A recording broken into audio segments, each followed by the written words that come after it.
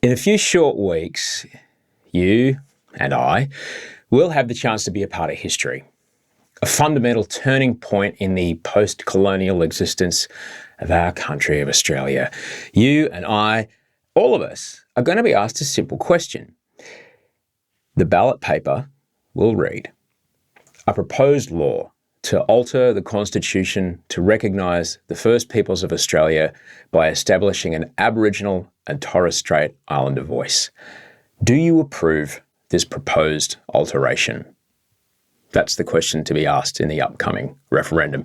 You'll note that there is nothing in there about veto power, a third chamber of parliament, losing your backyard, money, extra taxes, giving special rights to First Nations people. None of those things are in there because none of those things are true.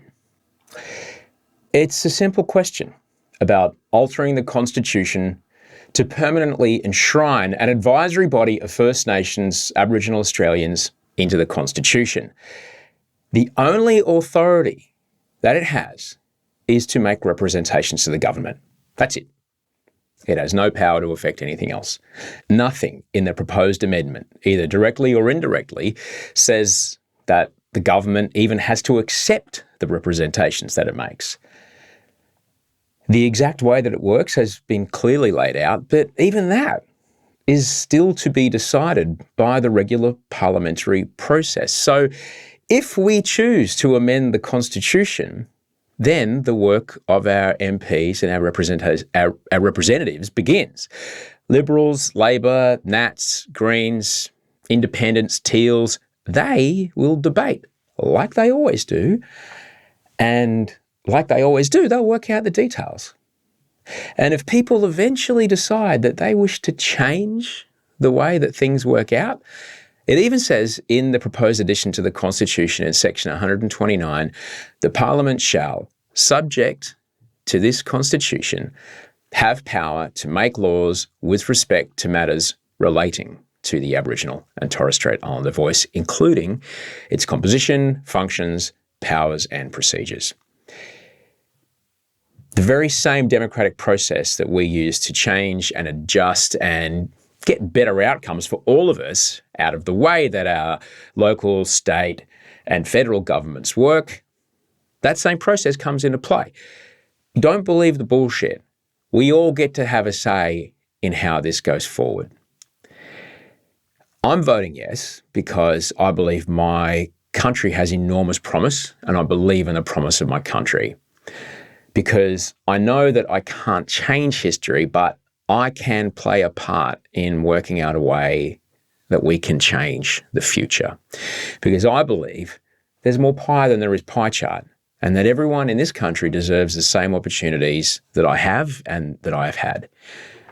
Because I want to look my kids in the eye and tell them that I did everything that I could. Because it's important to think of others. Because I don't want to wake up in a country that's voted no. To vote no is to cause more harm to some of the most vulnerable people in our community, which in itself is a blight on all of us that it is even still happening. To vote yes is a way to show that making things better for some of us actually makes things better for all of us. In my opinion, to vote no, that's a vote of fear, a vote that says we don't trust ourselves to figure it out, to figure out a new way of doing it. Literally, that we can't handle the truth. To vote yes, for me, that is a vote of acceptance and of action. A vote that is a vote for a better future for all of us. You might be too young to remember. That's okay. Just over 30 years ago, there was a landmark Royal Commission into Aboriginal deaths in custody here in Australia. It ran from 1987 to 1991, and it was put in place to investigate and to really kind of try to find out the reasons behind the shocking amount of First Nations people who died while in the custody of the state. The Royal Commission, they worked very, very hard, and when they were done, plainly stated that the main cause of the extraordinary, disproportionate amount of Aboriginal men and women who were dying in custody was due to the deliberate and systematic disempowerment that First Nations Australians have faced since colonisation. There's even a line in the findings which explains the systemic nature of how these awful deaths befell these specific people in our community. This is a quote: "Decisions were made about them and for them and imposed upon them."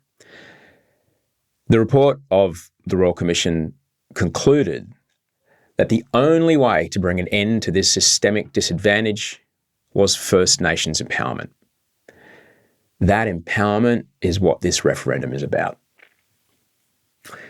The systemic nature of the problem is clear. Indigenous Australians are the most incarcerated people on the planet.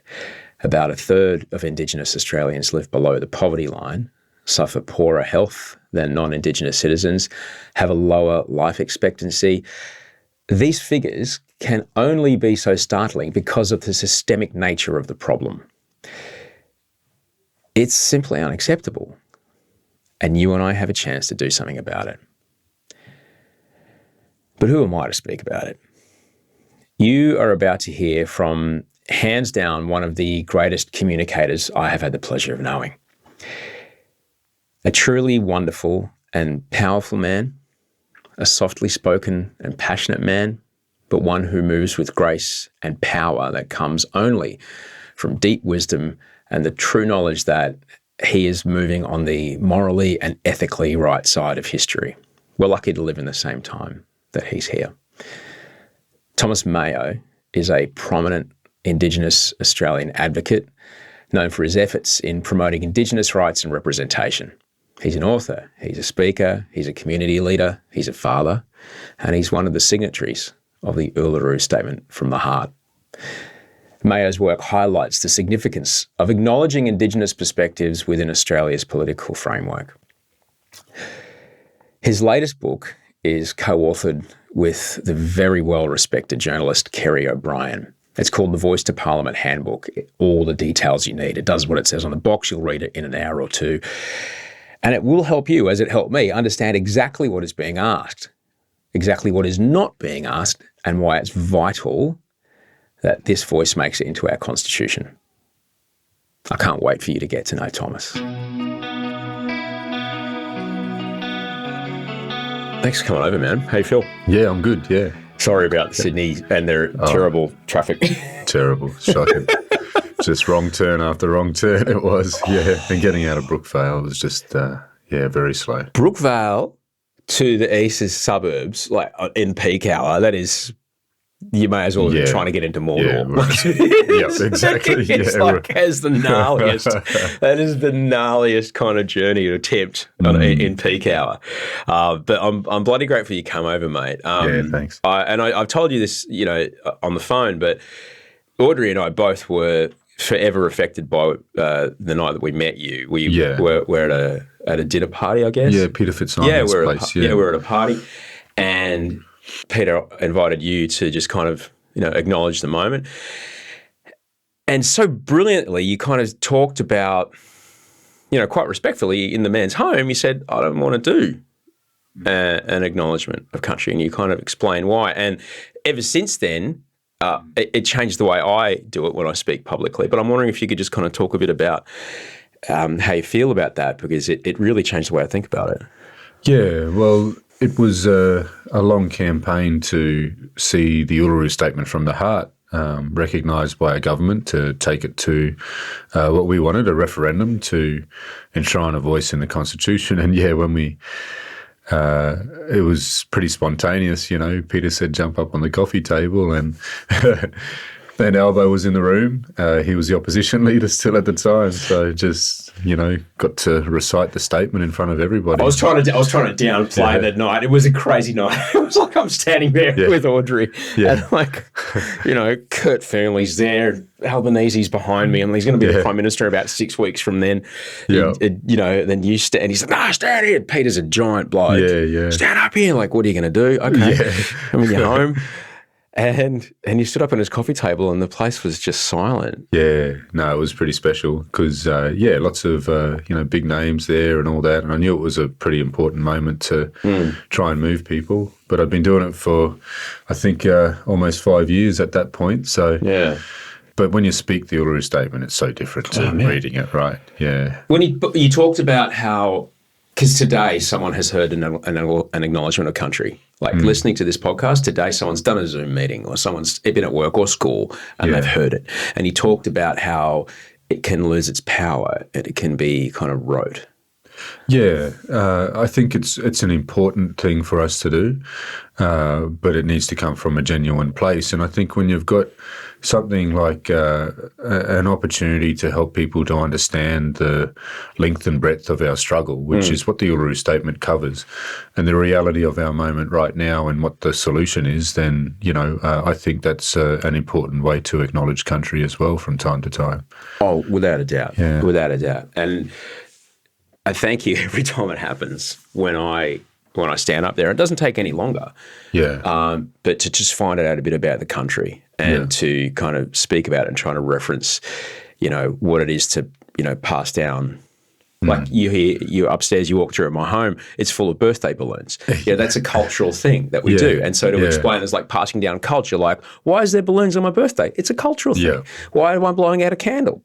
Fuck knows. It's a cultural thing. Why do we sing that same song every time? Yeah, it's the same song. It's a cultural thing and it's important to us. And there's similar, and just people kind of go, oh, it's not, it's the tiny little nuances of life. Yeah, and Indigenous people were punished for practicing their culture, for speaking their language. Could you imagine that? If you sang happy birthday, you had to, you get locked up for weeks or, capital punishment. That's what we went through in this country. Oh, my gosh. Thankfully, Australia, we're a risk-averse nation, and thankfully there's we're not the first people to figure out that digging stuff out of the ground can be valuable. Other countries did it first, and we just kind of followed a model that was put together by other countries. So thankfully there's other countries that have been through journeys that are, we can draw from. And I think about Canada, I think about South Africa, and I think about Germany. Like 3 countries who have kind of tried. Nothing's perfect, but they've tried really hard to move forward from, in some cases just like horrific atrocity, or in all cases horrific atrocity, and trying to move forward in a way. What can we learn from a place like, say, Canada, for example, where treaties are in place? They've done better than us. We're behind when it comes to how we treat Indigenous people. They have already got constitutional recognition of Indigenous peoples in those countries, and they already have treaties. And so, what we're trying to do this year, which is to simply recognise that Indigenous people exist in our constitution, and to do it in a way that gives them a say about the decisions that are made specifically about them. That's just catching up with the rest of the world. And the Uluru Statement says, we're the most incarcerated people on the planet, proportionately. That is here in Australia, this first world country, the most incarcerated people on the planet. Yeah. And it just shows what the difference could be if we caught up. We recognise Indigenous people and we gave them a voice. Then you'd see that gap close, and that's one of the great reasons why we're proposing it. It's extraordinarily moving, but there's a line in it that breaks my heart every time I read it or hear it, that our children are alienated from their families at an unprecedented rate. This cannot be because we have no love for them. And then it goes on to talk about this, this underscores it, like the systemic nature of our problems. Like, I don't have any systemic problems. I'm a white, straight, cishet man living in a world that has systems that are completely designed for and policed by men who look exactly like me. My wife has more trouble engaging with the world than I do because she's a woman. My eldest, she's 19. She has, it's different. Yeah. So systemic problems are like, you may as well be telling me a fairy story. Could you talk a bit about, what that looks like? For example, like the obvious example would be the justice system. I think if you like, I'll recite that. Please. That that section of the statement, says, proportionately with the most incarcerated people on the planet, we are not an innately criminal people. Our children are alien from their families at unprecedented rates. This cannot be because we have no love for them. And our youth languish in detention in obscene numbers. They should be our hope for the future. These dimensions of our crisis tell plainly the structural nature of our problem. This is the torment of our powerlessness. So I think it's the most powerful section of the statement as well. And what it's basically putting to the people that are listening to it or reading it is that if we are proportionally the most incarcerated people on the planet, if our children are, being taken from our families because of social dysfunction and things like that, then that's not a matter of who we are as Aboriginal and Torres Strait Islander people. It's not a matter of our culture, because we have a beautiful culture, a generous and sharing culture, a culture where we, love our children like any other culture does. And it's not a matter of our DNA. We're not less human than other people. We're not a different race. We are the human race. We're a distinct people because of our connection to this place for over 60,000 years, and Indigenous to this place. And so really it's getting to the point of, well, there must be something politically and structurally wrong. And it goes to, what you're talking about, the systemic issues, that we can fix this by changing the system to recognise our existence, which hasn't happened before. The Constitution explicitly excluded us and still somewhat does, because a lot of Australians are unaware that in the Constitution there is a section called the Race Power, Section 5126, and it gives the federal parliament the power to make special laws about a race of people, and it's only been used to make special laws about Indigenous people. And in the 1990s, there was the Hindmarsh case. And the Hindmarsh case was Aboriginal people in South Australia that argued in the High Court that race power should be used for our benefit, not to our detriment, not to harm us. But the High Court found that the race power could be used to harm us, and it's not necessarily for our benefit. So you see, there's a systemic problem there. And so really, the proposal in the Uluru Statement later on, we call for the establishment of a First Nations voice enshrined in the Constitution. It proposes a solution to this systemic voicelessness, to be able to see better decisions made about us. And it shouldn't need to be said, though, right, that our kids are in prison not because of their indigeneity, but because of a systemic problem, and we can fix it. It's so easy. I mean, you talked before we came in here. You're gonna go and speak on a. I won't say it out loud, but you're going to go and speak on a news channel after this. And as soon as you said the name of the news channel, I was like, "Fuck!" Some particular news outlets, let's be honest, make a lot of money sensationalising particularly the engagement of our Indigenous people with the justice system. And that's like, I saw footage the other day of kids being chased through the forest with dogs. People look at that and like, I can not get chased by the cops. How come they can't? You've got to think about why kids are doing things, right? Yeah. And like anybody, right? Whether you're an adult, with the various issues in your life, there's always a reason. There's always something that has happened that causes a person to act in a certain way, and I really want people to think about this. Earlier this year, a politician flew into Alice Springs and tried to argue basically that the youth crime in Alice Springs was a reason not to constitutionally enshrine a voice. But I want people to think about the youth that are running around the streets in towns like Alice Springs, close to many Aboriginal communities. In 2014-15, when Tony Abbott was the Prime Minister, He cut hundreds of millions, over $500 million from frontline community services. And it led to the WA government of the time announcing that they would need to shut down over 100 communities by cutting off services. And there was national protests, but nonetheless, massive cuts to frontline services in remote communities. And you've got to think about what those services were for.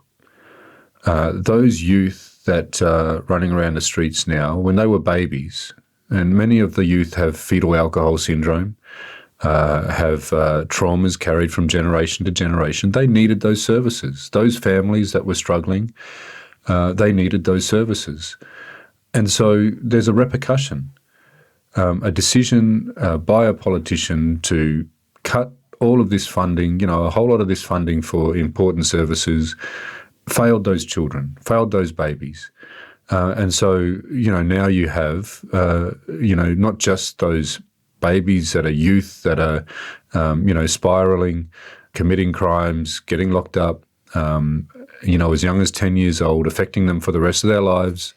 But you also have, it doesn't help those families. Yeah. It doesn't help the broader community because it perpetuates the behaviour. From generation to generation. So it's a real failure of our system. And what's missing is a voice. If there was a voice back in 2014-15, we could have communicated with the Australian people about what the effect of that would have been.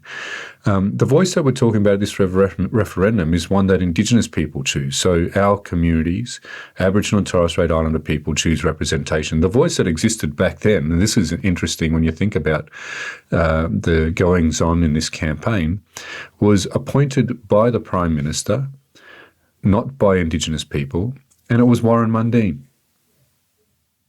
It was Warren Mundine who is leading the No campaign now. So we can do things better. Indigenous people should have a say about who speaks for us, and we should be able to speak to the government and the parliament about what the solutions are and to defend against harmful decisions that have repercussions down the track. When I think about, I've tried to put myself in, put myself in another person's position. Would I want decisions made about my life that have made by people who have no? We talked about birthdays as a cultural thing. There's no birthdays. There's no birthday parties. We don't sell birthday balloons in any shops. You can't get birthday cake. Birthday candles are illegal. You're not allowed to have them. It would fuck me off. Yeah. If someone else said, no, we've decided that's bad for you. If someone with no cultural knowledge of what is important to me and my family decided something for me. It's just common sense, right? If you're going to make a decision about someone, listen to them. And I hear this from kids. I go into schools, I read my children's book, Finding Our Heart, which is about the Uluru Statement. And I invite the children to respond to the invitation in the Uluru Statement and what they feel from the book. The final words in the book are, will you help find the heart of the nation, which is talking about, our culture and our voice. And they come up with the most profound responses. We drum fairness into our kids all the time, at school and at home. And they just have this, they just get it. They're like, one of the responses that I'll always remember is, it was year 4, a class of year 4s, and this little girl said, when we're going to play a game in the schoolyard, it's important that everybody gets a say on what the rules will be so that we can enjoy the game together. It's like, yeah, that's it.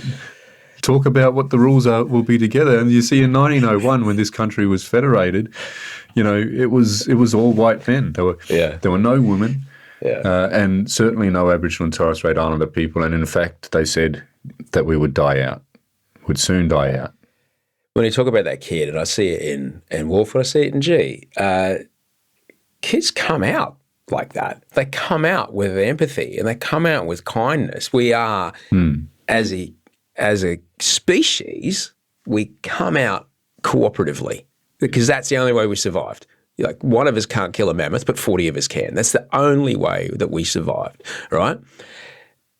And then there's this point where permission is given, I guess, to go, yeah, but you're different from that person and that makes you better. And particularly if it comes from someone you trust, like a parent or a teacher or, I don't know, someone that you look up to in the society, that can be hard to, because then you kind of your identity gets kind of stuck to that. And then, you have this kind of struggle of like, well, climate change is a perfect example. I don't want to, I don't know, put solar panels on my house because it means that, I won't like my dad because my dad just like, then there's this really kind of strange kind of identity thing that goes on, particularly with like ingrained and, generational attitudes towards our First Nations people. That's a hard nut to crack, mate. Where do you go? How do you go in there? It is, but it's changing, you see. A lot of, young people are the strongest supporters of the constitutional change that we're talking about at this referendum soon. So it's the older generation that are stuck in their ways generally. But at the same time, I see so many older people getting involved in this campaign. I think the majority of volunteers are certainly that older demographic. And I think it's a result of, the question of how do you crack that nut basically is there's been great work done truth-telling to the nation over the years, documentaries and books and movies, more and more, reconciliation breakfasts and weeks and NAIDOC week and, all of the acknowledgement of country, royal commissions that have been done, that are full of evidence truth-telling. There's this great swathe of truth-telling work that has been done across our society, and that is shifting people. And so I think there are still those that will never budge from their prejudice and their ignorance.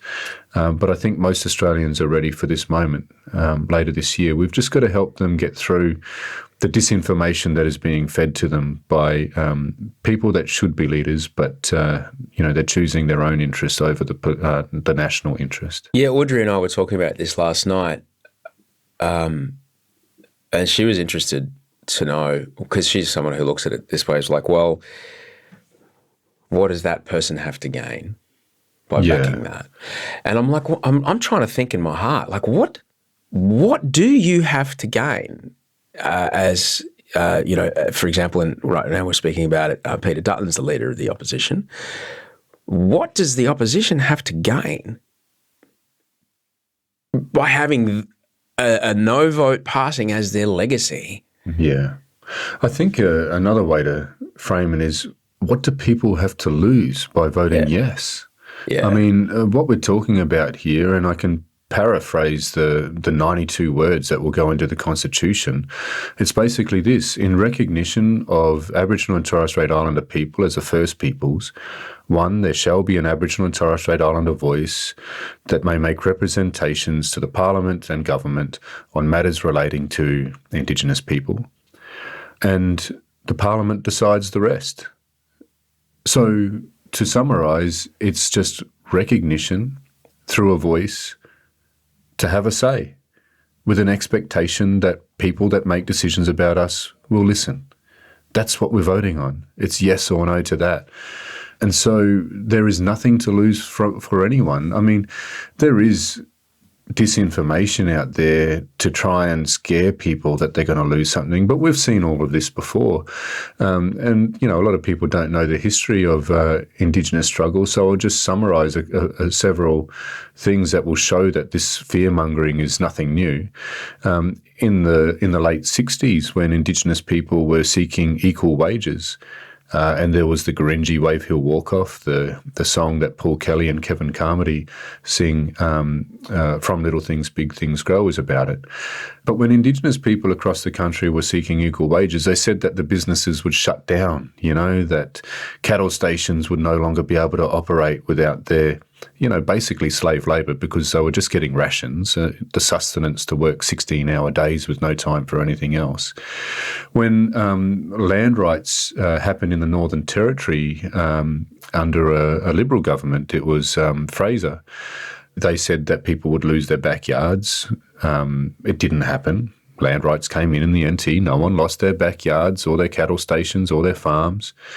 In the late 80s, when Bob Hawke established a voice, the Aboriginal and Torres Strait Islander Commission, John Howard said that it would be a black parliament and that it would have the power to, clog up the wheels of government and veto legislation. Well, ATSIC came in and it didn't do any of those things. But as soon as Howard won power, he got rid of it. He silenced that voice, which is one of the reasons why Indigenous people seek constitutional enshrinement of a voice, because we know every time one government sets it up, the next one comes along and gets rid of it. But also then in the 1990s, people would have heard of the Mabo case that overturned terra nullius and established native title in our common law. People were saying you're going to lose your backyards again. You're going to lose your farms. You're going to lose something. Native title legislation passed through, was established. Nobody lost anything. And here we are again, simply calling for decision makers to listen to us through a voice, and people are being threatened that they're going to lose something. Yeah. They're not going to lose anything. It's just an advisory body is what we're talking about. And I've been over those words. They're pretty simple. Does this information, it makes me gnash my teeth. I can't imagine how it makes you feel. But to hear the leader of the opposition stand up there and go, there's no details, when fully aware that it literally is like, here it is, we're just making sure it can't be removed by the next government. What it looks like will be debated in Parliament, and you will be a part of that. Exactly. You will get it to decide. You'll be a part of it, mate. Exactly. Yeah, and then all the details are there. Again, it's just recognition by establishing a voice that can make representations on matters that relate to us. That's a detail. You see, the way our Constitution works is it's quite a small document. It's a little, it's about that thick. Yeah. And this little book just contains the principles, really, of how our democracy works. It doesn't contain all of the detail of how everything works, because that would make it inflexible. You don't want to have a referendum every time that you want to, update, a law about local government or something like that, or taxes. They need to change all the time. Things need to improve. Legislation needs updating. And so the Constitution, as an example, provides the Parliament the power to make laws about the collection of taxes or to make laws for the defence of the country. It doesn't say how much tax. It doesn't say where the army bases will be or how many tanks we have or anything like that. The Parliament is elected and held to account in elections by us to make those laws. And so similarly, the Constitution is just going to say, recognise Indigenous people, and we're going to listen to them. That's the principle we're voting on, yes or no. When it comes to, connecting with our First Nations people or Indigenous people, I'll be honest with you, Thomas, I was 19 years old when I met the first person in my life that was not a white guy. I grew up in Queensland, in Brisbane, in Bjelke-Petersen. So probably by design, I saw the guys who were sitting in the park, but I didn't know anybody. Yeah. They were just, and I heard all the jokes, and I went to the kind of schools where those were the jokes. And I went to schools with the kids whose parents owned the cattle stations and stuff.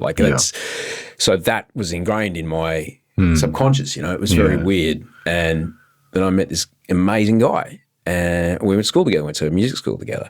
I got really lucky because there'd be guys I went to school with that never had that relationship. I was 19 when that happened. For people who, I guess, have not had that kind of relationship, you come from a background where solidarity is a big part of the union movement, and it's founded on solidarity. And if there's a lot of, unions are bad or unions are great, depending on where you are. Unions are great if you're in them. Unions are terrible if you're trying to, I would argue unions are great for all of us because we wouldn't have universal health care or superannuation or annual leave. Oh, look, I agree. I agree with you. I agree with you entirely. But there's a narrative. There's a narrative of unions are bad. Yeah, there is. Though it's founded on the premise of solidarity. Yeah. Now, regardless of how you feel about the union movement, can you talk a little bit about solidarity and what you can gain from being in solidarity, even being in solidarity with someone who you've never met? Yeah, well, you see, it works it's not unique to unions, people sticking together with a common interest, to strengthen a group of people. Like, as a nation, we operate like that, we're proud Australians.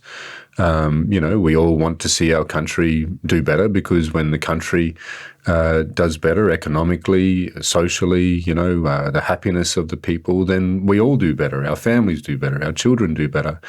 And so, it's solidarity, is expressed, and is important to many movements and many collectives of people. And, I was proud to be a Warlpiri and to learn about that solidarity and unity. From when I was 17 years old, I was a Warlpiri.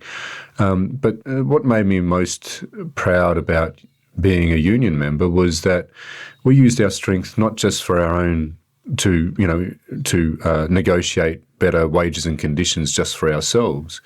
We used our strength of sticking together, of having a go, to help other social justice struggles, and especially for me, Aboriginal and Torres Strait Islander peoples and our recognition and rights. I mentioned the Gurindji Wave Hill Walk-Off. I worked with the old fellas that regularly took supplies from Darwin down to Gurindji country.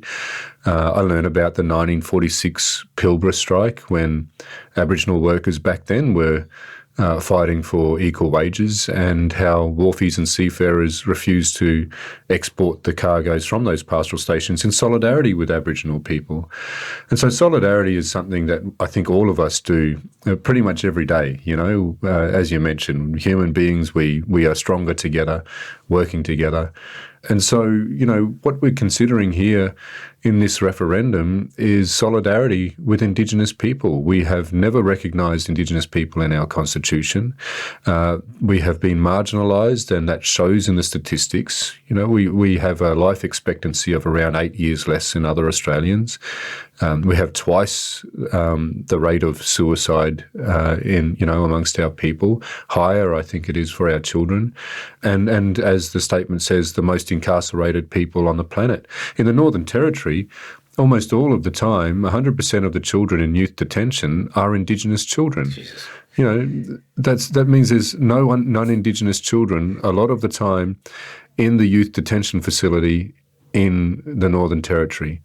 That says that we've got a problem. So solidarity means, we've got our hand out. We want to share our culture, over 60,000 years, something that our children are proud of. They're always so proud of Indigenous culture. Our hand is out. Take it. Give us a hand up. Give us a say. And it's that simple.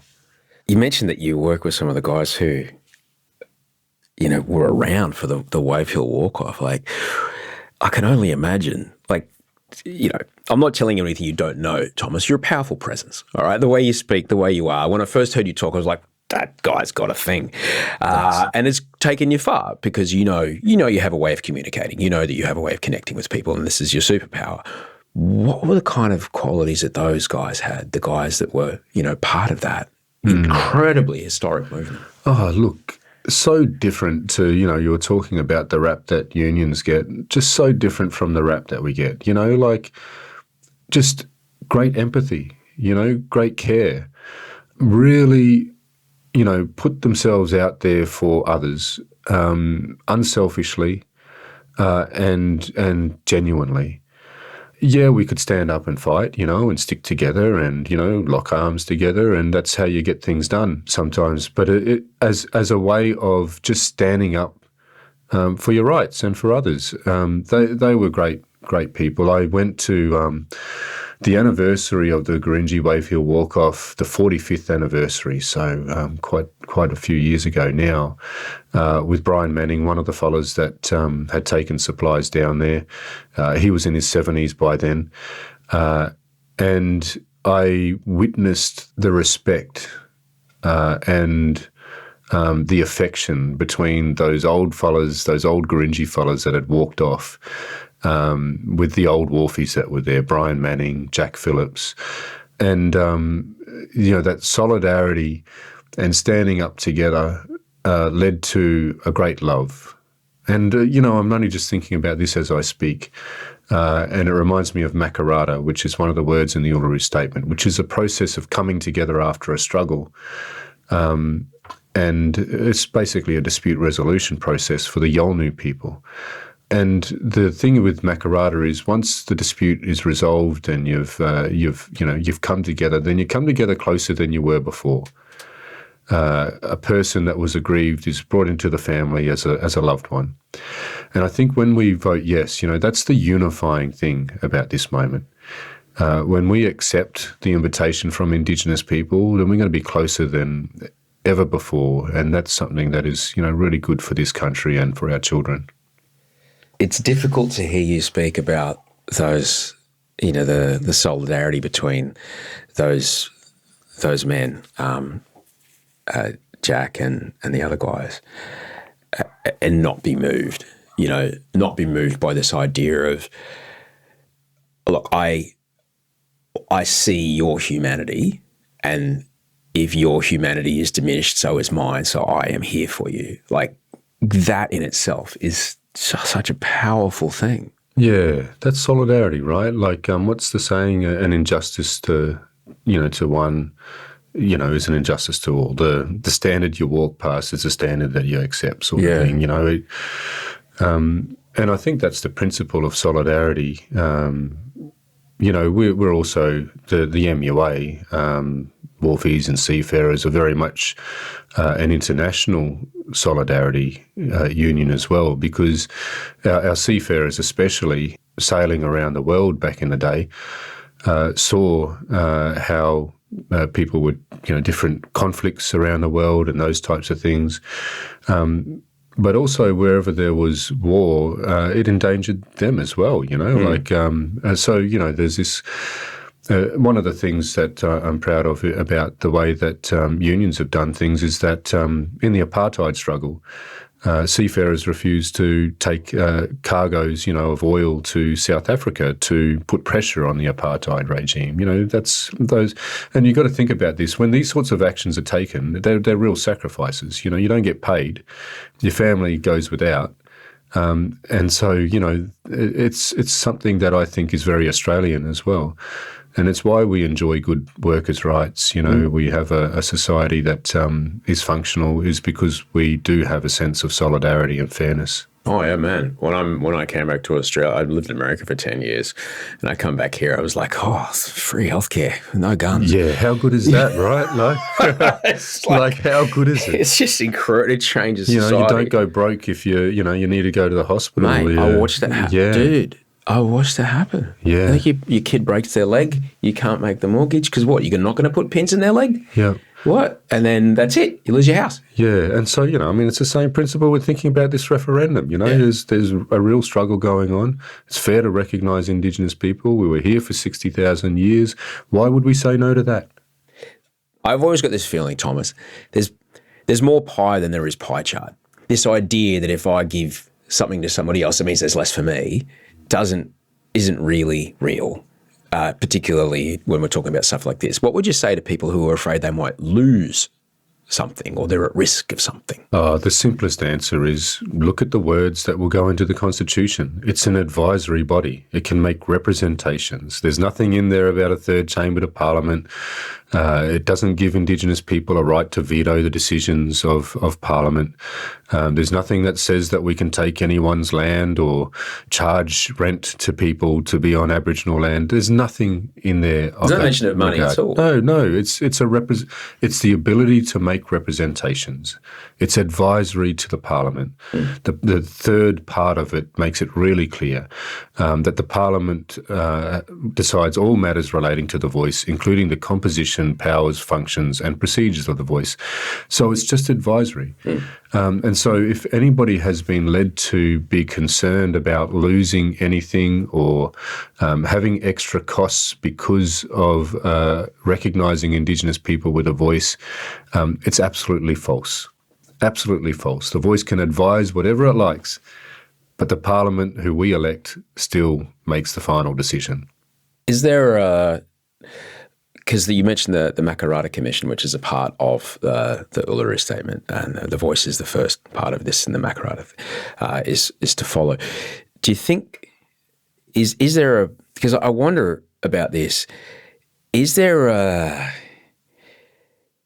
sense of shame of like, oh, I kind of know this. Do you think there's that thing that some people may not have processed of like, I kind of know all this. I know how terrible it is and I know that I benefit from it. But if I accept it, then and this is played on by a No Campaign is like the responsibility is now yours. It's your fault. Yeah. Where do you think shame plays a role in this? Yeah, no, I think it's the same reaction for some people. It's quite a significant step for people to accept the truth. It's not something. It's something that is undoubtedly difficult for people. And I'll just say to those people, and I hope that the listeners here will get out there and say this to people in the coming weeks, because we're not far off from this referendum. It's okay to accept the truth of our past and the reality of the present. There's nothing to lose and everything to gain by doing something about it. Let's heal this wound. Let's move forward together. Yeah. It's I would be so angry, Thomas. I'm feeling it in my body right now. I'm noticing how I want to cry with rage, how angry it would make me. How do you stay so calm in the face of such really blatant denial of humanity? Oh, I think firstly it's a matter of, the reality about our culture is it's not like that, We were masters of dispute resolution. We knew how to make peace. That's why there's so many unique languages, on this one continent. That's how we survived all of those, hundreds of unique First Nations for over 60,000 years. But secondly, it's because I understand that you don't achieve change through anger. You can only achieve change like this where you communicate with other people why it's important to them and you move forward together. And that's why it's always been important in this campaign to make this something that is supported across the political spectrum. It's not a partisan thing. This is about all of us as Australians, recognising our Indigenous heritage and culture and giving a say to Indigenous people. And we have support, from Conservatives, Liberals like Julie and Lisa, who took a really principled stance, courageously, resigned from a front bench position as a shadow Minister for Indigenous Australians and Attorney General, to be able to campaign for yes. Bridget Archer, another federal Liberal that supports it, the Tasmanian state Liberals, New South Wales here, state Liberal, Mark Speakman, the Greens, independents like David Pocock and the Teals. This is about all of us, and so if we were just angry about these things and didn't communicate and help people understand and bring them along, because there's been a lot of hard work to this point, a lot of hard work to do that, then we'd have no chance. And we do have a chance because we have that support across the political spectrum, big businesses to unions, across the political spectrum, and that's going to be really important to success. There are people who might feel reluctant, but are worried. What do you think? What are the things that you've found when speaking with people who are, I guess, brave enough? To someone to tell you, I'm not going to do it to your face, that's brave. What are some things that you found when speaking to people who are reluctant that helps them understand or gets them over the line? Yeah, well, firstly, with people that are stuck in their position, don't waste time with them. Once you've worked out they're entrenched, move on and find a person that has an open mind and will listen. I find that we should be respectful in those discussions with people that can be persuaded, of course. listen to them, understand what their concern is, what their objection might be, and then you'll know what information to find for them and to provide them. There's great resources on the yes23.com.au, the campaign website. There's some really great fact-checking. RMIT has a whole lot of fact-checking, the University of Melbourne and others. So use those resources and help people find the information they need to make an informed decision. And that's the best thing that we can do. But also I'd say share your reason. Okay, your story is important in this. It doesn't matter if you're, not Indigenous. Your story, why you support this, because people can link with that. When you're talking about your own feelings and your own story, nothing's more genuine than that because it's your experience. And that in itself is a really great way to help people to understand and to decide to vote yes to. It's fascinating because it kind of plays to it's why we see when you accidentally buy a lottery ticket at Westfield one day and for the next 20 years you get an envelope with a picture of a kid on it, you know what I mean? They don't tell the story about the 100,000 people that are in trouble. They tell the story about this is Susan. It's the one person because our brains can't really relate to a giant people. But if it's someone that I know or have even only just met. It's interesting that, because one of the reasons I think it's powerful for, a non-Indigenous person to share their why is that, as you were talking about earlier, a lot of people have never met an Aboriginal or Torres Strait Islander people or have any relationship with any Indigenous people. And it's like Noel Pearson said in the Boyer lectures this year, that Indigenous people are the most unloved Australians. And most unloved Australians because, a lot of Australians don't know us and are easily led to believe the worst about us.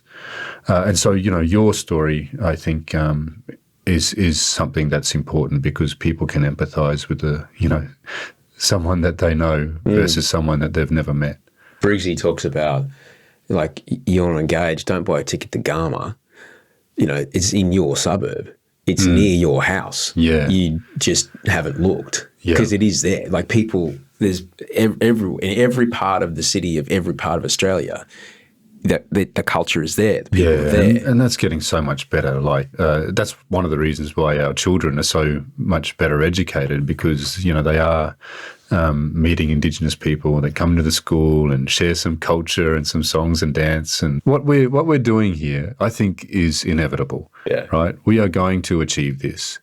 And we need to achieve it in our lifetimes, though, in this generation, in this is once in generations, this opportunity. We won't get another shot at recognising Indigenous people in the way that we choose through a voice, probably not in our lifetimes again.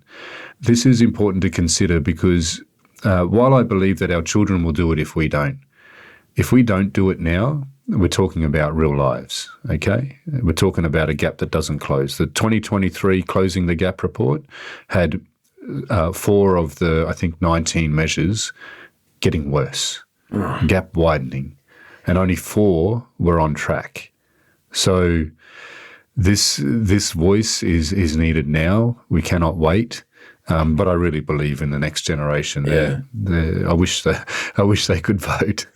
We were talking with G last night because she's only just started. She only just turned 19 the start of this year, so she's only been voting for a little bit. It's the first election that she voted in. A federal election was this year, and so we've been having a few conversations with her about this, and we were trying to explain to her, what does the country look like if it's no. And trying to get her to think about what the outcomes are for all of us. And that's a hard thing to think about. Oh, yeah. It does. That does bring, I was talking to teachers last year at a school. It was staff and teachers, not the students, about the referendum. And it really struck me. I wrote about it in the Saturday paper a couple of months ago, but it just hit me when I posed to them, how will you feel if this referendum fails needing to teach the children about what has happened, this ignorance. And it just hit me. I rarely, sort of lose control like that, but it was a harrowing thought, because it won't be the status quo. And people need to understand this. And the status quo is bad enough, right? Those statistics that I talked about, the gap widening. It's not just the status quo if this fails.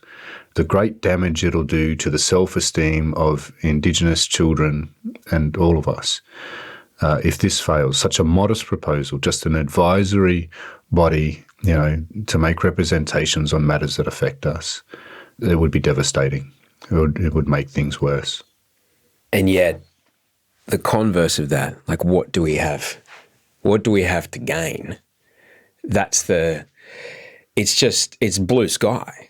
Yeah, absolutely. I mean, just listening to people that have never been listened to in a proper way like this consistently before. This is, there's everything to gain, like for Indigenous people, we get to gain a voice, we get to gain the ability to bring solutions to the Parliament.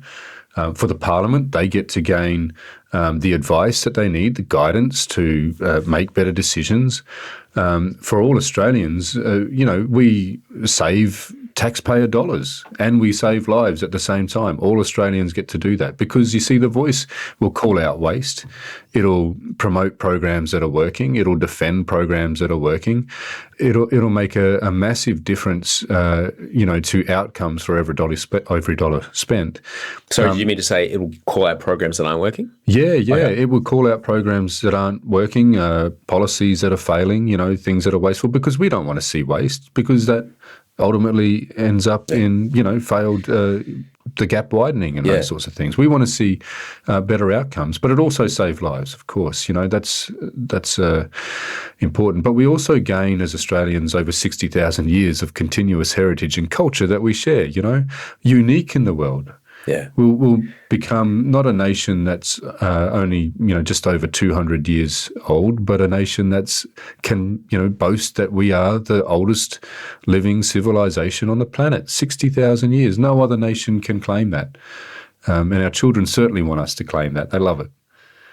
When you speak to your kids about what's happening, what do you tell them?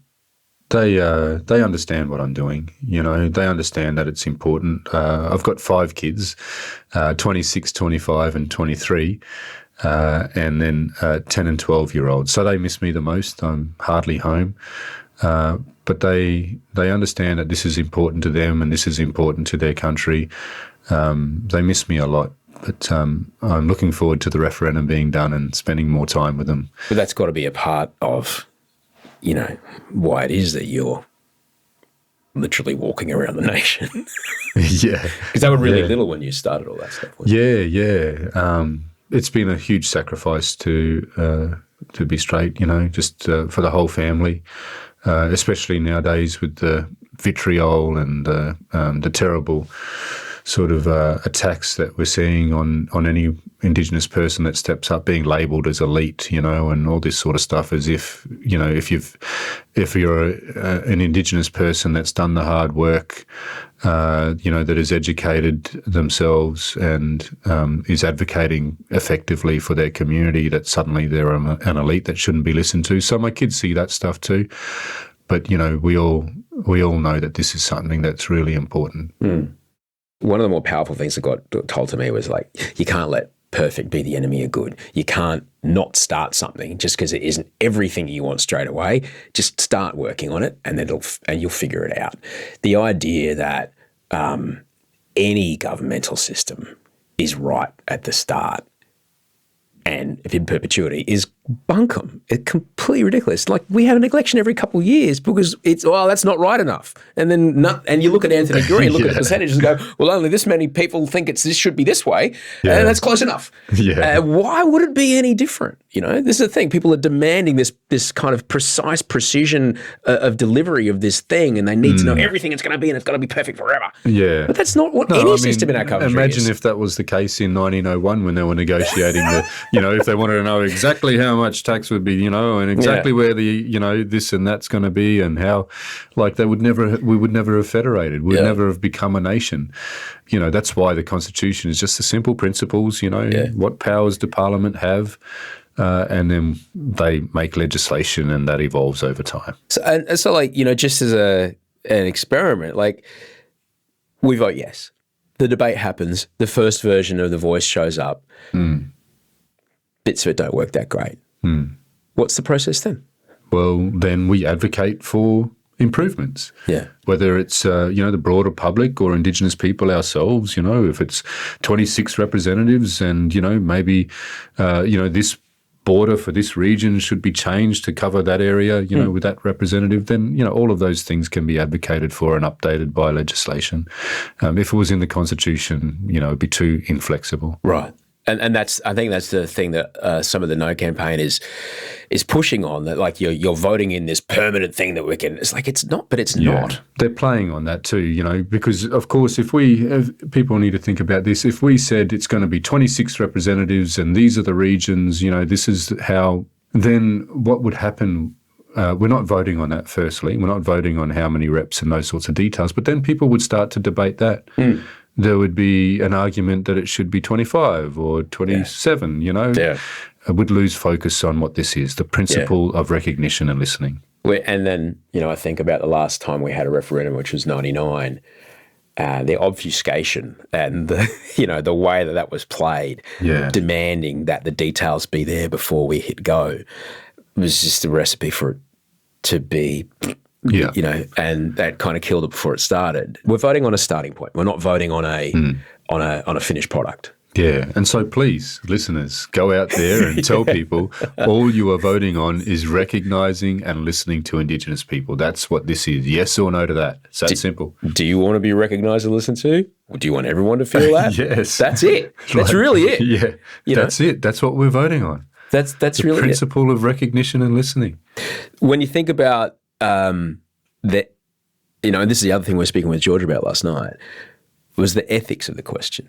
When we think about the ethics the ethics, the general ethics of our community versus another country. So, for example, one like a very obvious one would be Russia right now. The community ethics of that country, very different. Completely comfortable with, destroying another country, like completely comfortable with murdering children with high-tech weapons, like fine with it. I don't think we as a country would feel so great about that kind of, thing. But when you think about the ethics of our nation, I think generally, can only go on the same-sex marriage plebiscite, 64% of us are like, we're decent human beings. And that's a huge number. When you think about the ethics of this question, just what we're talking about with Georgia last night, the idea of just trying to do no harm, and to vote yes is to do no harm. To vote no is to, as you mentioned, is to just definitely not just cause more harm. Generous invitation rejected, Yeah. And the world is watching us. The world is watching us. As I said, we're behind. We're the only like nation that doesn't recognise Indigenous people in the Constitution. Yeah. And surely we can do that. We spoke about at the start what we can learn from other countries. There's that plaque out the front of where the synagogue was burned down in Baden-Baden in Germany, in Baden-Baden in 1938. It was just the beginning of everything that got pretty terrible. Now I had family members that died in the Holocaust. That, I've met my uncle who survived a camp. It's very fucking real that a very educated, very smart Christian nation believed they were doing the right thing and did this. And you look at Germany now, they live with this. And there's this really interesting line: knowledge is precondition, memory is duty, reconciliation is goal. And what can we learn from a country like that, for example, that is aware of this atrocity, this complete atrocity that the world united against, and yet carry on and still hold themselves as, no, I'm proud to be German. I can sing the same national anthem that got sung at those rallies when their football team wins and feel fine about it. What can we learn about ourselves and what we can do from here? Yeah, I think that when you can acknowledge those atrocities, if you can accept the truth, and then do the work to do something about it, to acknowledge that that has been done, to recognise the people that have been wronged, that makes you stronger, That makes you stronger. And that's what will happen when we pass this referendum. We will be a stronger nation for it. Our democracy will be stronger because there's no longer a people that are marginalised that have been here for 60,000 years. It'll see better decisions made by our parliament, not a special right for Indigenous people, but, to see better decisions made about us. That's simple.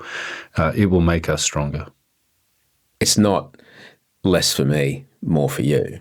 It's more for everybody. Yeah, that's right. This is nothing to lose and everything to gain for all of us. It really is. I mean, we keep saying it, right? But when you've got that disinformation out there trying to scare people, we've got to get out there and tell our loved ones, tell our friends and our work colleagues in the coming weeks, just like in the marriage equality campaign. It was only won because people got out there and expressed their care and empathy, about something that didn't affect them directly, but was important to all of us, our national identity and about fairness. I was thinking about this last night. Do I want to live in a country that's voted no? I don't like.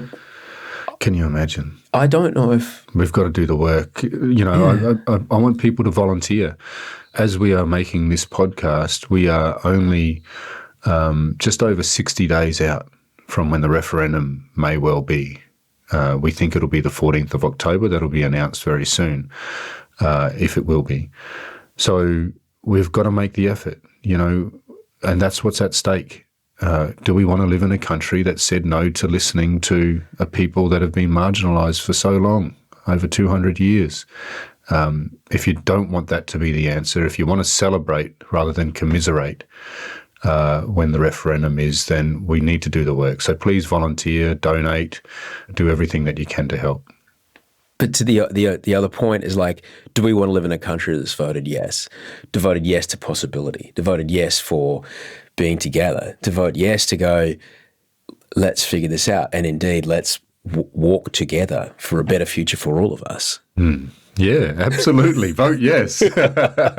That's what we want. What an invitation. Yeah. And a better future for all of us would be a beautiful thing, Thomas. Would you like me to recite the statement to finish? I won't stop you if you wouldn't mind. Okay, I just noticed you're a bit over time. No, don't worry about it. No, honestly, you were a part of this. Yeah. You were a part of this coming together. Yeah. What did it feel like when you all saw it for the first time and went, we're fine with that. That's what we'll go with. What did it feel like? Oh, mate, after so much hard work, there were 13 three-day regional dialogues, elected delegates, met in the heart of the nation, did 3 more days of debate and discussion. The Uluru Statement was read and the entire room stood as one and endorsed it with standing acclamation and tears of joy and hope. It was really, really special, and we knew that we had achieved something that could change the nation for the better. Yeah. The thing that's driving us to this referendum, the invitation that we're being asked to accept, comes from the Uluru Statement of the Heart, and you, sir, know it word for word. Would you do us a kindness? Absolutely. Yeah. Okay, here it comes. We gathered at the 2017 National Constitutional Convention, coming from all points of the southern sky, make this statement from the heart. Our Aboriginal and Torres Strait Islander tribes were the first sovereign nations of the Australian continent and its adjacent islands, and possessed it under our own laws and customs. This our ancestors did, according to the reckoning of our culture from the creation, according to the common law from time immemorial, and according to science more than 60,000 years ago. This sovereignty is a spiritual notion, the ancestral tie between the land or Mother Nature and the Aboriginal and Torres Strait Islander peoples who were born therefrom, remain attached thereto, and must one day return thither to be united with our ancestors. This link is the basis of the ownership of the soil, or better, of sovereignty. It has never been ceded or extinguished, and it coexists with the sovereignty of the Crown. How could it be otherwise?